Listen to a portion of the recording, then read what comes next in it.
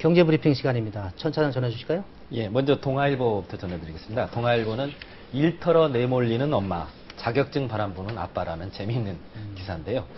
서울시가 그 여성들의 그 취업률을 공개를 했는데 20, 30대 여성의 경우에는 취업률이 그 지속적으로 떨어지고 있고 반면에 40, 50대에는 취업률이 올라가서 지난해 처음으로 40, 50대 여성의 취업률이 20, 30대 여성의 취업률을 앞질렀다고 합니다.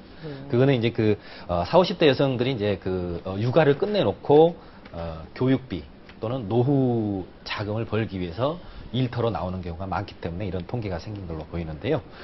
근데 고용의 질을 봤을 때는 20, 30대 여성의 경우에는 전문직이나 사무직, 관리직 이런 게 많은 반면에 40, 50대 같은 경우에는 단순 그 판매직이나 노무직 이런 게 많았다고 합니다. 예. 그리고 그 자격증 관련해서는 50대 이상 자격증 취득자가 많이 늘었다고 산업인력공단이 통계를 발표를 했는데요. 50대 같은 경우에는 어떤 자격증을 많이 짰냐면 1위가 한식조리 기능사입니다. 2위는 지게차 운전 기능사, 3위는 굴착기 운전 기능사. 예. 반면 60대는 조경 기능사가 압도적으로 많았다고 합니다. 이게 제목은 좀 재밌는데 네. 말씀 들어보니까 어떻게 보면은 뭐 내용은 사실 좀 고달픈 중년들 좀 그렇습니다. 씁쓸한 네. 이게 경제적인 어려움 예. 때문에 이런 일이 있는 거잖아요. 그렇습니다. 그런 내용이네요. 네. 약간은 씁쓸한. 네. 그다음에 그 조선일보는 정부가 올해 올 초에 물가관리 목표제를 하겠다고 했는데요. 14개 품목을 정해서 하겠다고 했는데 그 자체 채점을 해봤더니 11개는 합격을 했고 3개가 낙제점이었다고 하는데요. 3개가 뭐냐면 고춧가루 첫째, 고추하고 그다음에 지방공공요금. 이거는 이제 서울하고 그 인천 경기가 버스 요금을 100원씩 올렸지 않습니까? 그러면서 이제 이 부분 물가가 많이 올랐고 그다음에 교육비 중에서는 특히 교복값이 그 신학기를 맞아서 많이 올랐다고 합니다. 다음으로 중앙일보는 그 어저께 그 송파 강동구에 대해서 22일 날 서울행정법원에서 판결이 있었죠. 그래서 이제 그 강제로 대형마트와 SSM을 휴무하게 한 게 위법이다라고 이제 2개 구에 대해서만 그렇게 판결이 나와서 당초에는 그 송파 강동구 내외 대형마트하고 대기업 슈퍼마켓들이 휴무를 할 계획이었는데 일요일 날 영업을 했습니다. 영업을 했는데 매출이 되게 뭐 좀 점포마다 사정은 다릅니다만 10% 가량씩 늘었다고 하고요.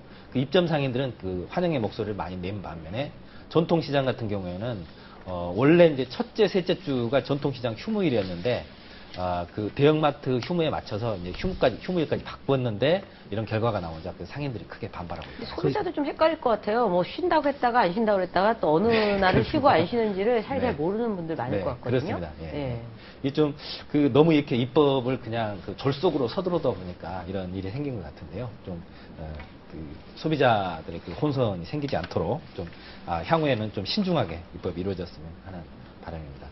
그다음에 그 한국일보는 한국을 위협하는 중국 기업들이라는 그 제목으로 그 시리즈를 시작을 했는데요. 네. 이래는 그 냉장고 세탁기로 유명한 기업이죠. 하이얼이라고 다 들어보셨을 거예요. 네. 꽤 큰 기업이라면서요. 그렇습니다. 네. 뭐 작년 매출이 233억 달러 되는 정도 되는데 그 작년에 그 일본의 싸뇨라고 이제 그 전자업체 유명하지 않습니까?